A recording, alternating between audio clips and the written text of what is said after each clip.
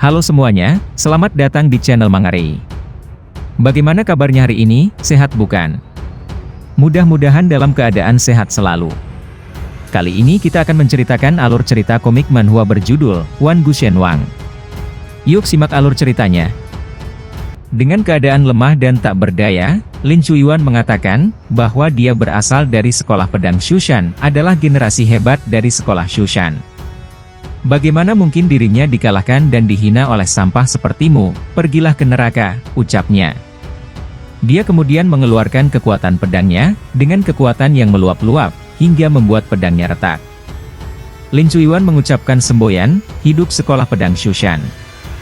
Dan kemudian dia mengeluarkan jurus ledakan pedang untuk membunuh Su-han. Serangan kuat tersebut langsung menghajar Su-han dan terjadi ledakan yang cukup besar.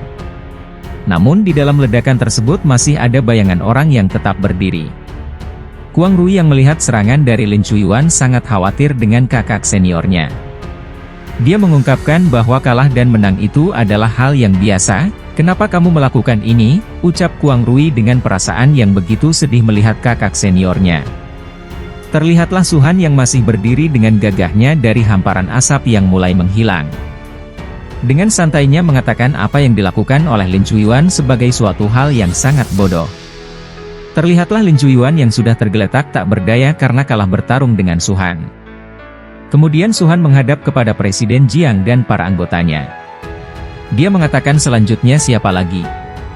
Presiden Jiang dan anggotanya mengatakan bahwa lawan selanjutnya adalah kami. Presiden Jiang mengatakan, Su-han, kamu membunuh makhluk basalku, mencuri buah roh dan senjata sihirku. Hari ini aku akan membawa kepalamu ke markas kami, ini akan jadi pekerjaan yang bagus. Kamu bisa beristirahat dengan tenang, ucap Presiden Jiang kepada Su-han. Presiden Jiang kemudian memakan buah rohnya bersama anggotanya dan melakukan penerobosan ke tingkat Jiedan. Lalu bunuh binatang kecil ini, ucap Presiden Jiang dengan semangatnya melakukan penerobosan. Akhirnya semua anggota Presiden Jiang telah melakukan penerobosan. Presiden Jiang mengatakan bahwa Su-han, aku akui kamu memiliki beberapa keterampilan. Tapi sekarang lebih dari selusin orang kami menerobos ke tahap Jiedan. Kamu sendirian melawan kami, ucapan Presiden Jiang. Namun tiba-tiba Lu Yunzi datang, dia mengatakan siapa yang bilang dia sendirian? Kemudian muncul Silverwing dan juga Raja Banteng, tiba-tiba datang pula Liang Shu, berani melawan kakak Su, aku akan membunuhnya ucap Liang Shu. Long Aotian juga mengikuti Su-han, karena semua orang bergerak, aku juga akan ikut, ucap Long Aotian berdiri di samping Su-han. Presiden Jiang kemudian memberikan komando untuk menyerang Su-han dan teman-temannya.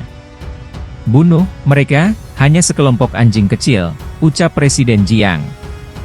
Mereka mulai menyerang Su-han, Su-han kemudian mengeluarkan senjata sihirnya. Tanpa ampun langsung menghajar anggota Presiden Jiang dengan sekali serang. Sampah ingin melawanku, ucap Su-han membantai anak buah Presiden Jiang. Presiden Jiang mengatakan, 1 lawan 1, kalian semua bunuh Su-han bersamaku. Bocah, kamu melawan begitu banyak makhluk basal. Serahkan semua harta dan teknik latihanmu, maka aku akan meninggalkan mayatmu tetap utuh. Ucap Presiden Jiang melakukan serangan. 2 orang sudah mengepung Su-han dan mengeluarkan kekuatannya untuk menyerang Su-han. Namun Su-han melihatnya dan melompat ke atas untuk menghindari serangan dari para musuhnya. Di lain pihak, Lu Yunzi juga sedang melawan salah satu anggota Presiden Jiang. Anggota Presiden Jiang mengungkapkan, kamu memang layak menjadi nona keluarga Lu. Benar saja kamu punya beberapa kemampuan. Sayang sekali lawanmu berada di tahap Jiedan. Ucap anggota Presiden Jiang, dia mengeluarkan kekuatannya dan mulai menyerang Lu Yunzi.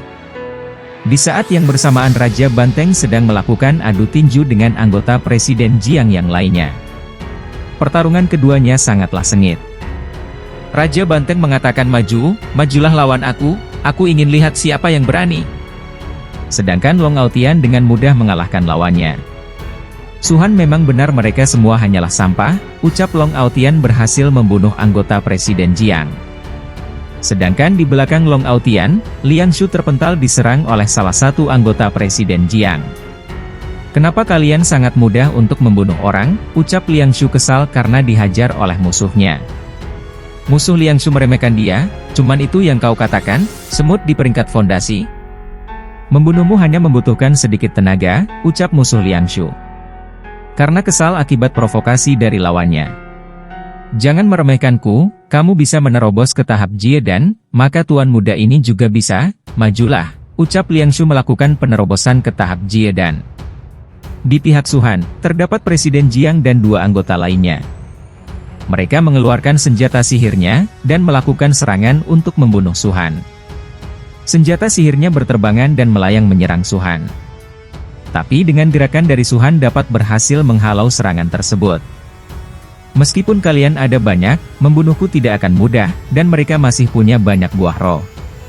Tidak ada tanda-tanda kelelahan, mereka pasti sudah mempersiapkan dengan baik sebelum masuk, ucap Suhan melihat kekuatan makhluk basal dari Presiden Jiang.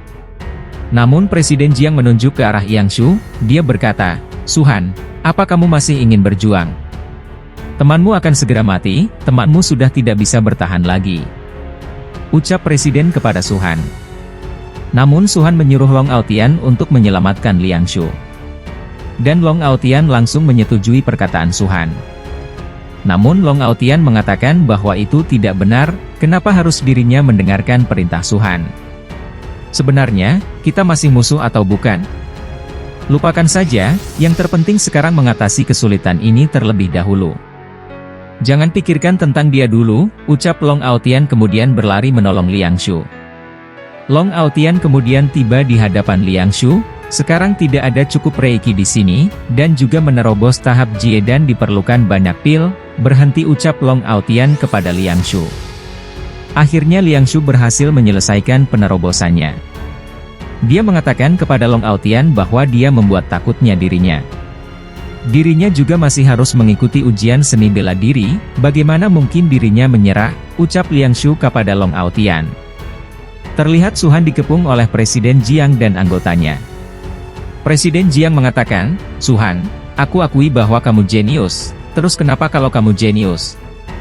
Orang jenius seharusnya menyembunyikan dirinya sebelum tumbuh sepenuhnya, apa kamu paham hal itu? Saat ini kamu terlalu terang-terangan, jadi kamu ditakdirkan mati, ucap Presiden Jiang kepada Suhan. Namun Suhan dengan santai menanggapinya, karena kalian ingin bermain, aku tidak akan keberatan untuk menemani kalian bermain, ucap Suhan mengeluarkan kantong hartanya yang berisi buah roh dan tanaman roh. Keluar 1 bunga bintang dari kantong hartanya, itu merupakan bunga bintang yang disiapkan oleh Suhan di sekolah. Long Lingtian yang melihat Suhan mengeluarkan bunga bintangnya sangat emosi. Sial, itu rumput bunga bintang. Ketika di sekolah, Suhan berjanji kalau dia akan bertarung denganku tapi dia berbohong. Ucap Long Lingtian mengatakan tentang bunga bintang yang dikeluarkan oleh Suhan. Anak buahnya Long Lingtian menenangkan bosnya, Tuan Muda tenanglah. Suhan sekarang sedang kesulitan bahkan Tuan Muda pertama membantunya, kita tidak bisa menyinggungnya, ucap anak buah Long Lingtian menasehati bosnya.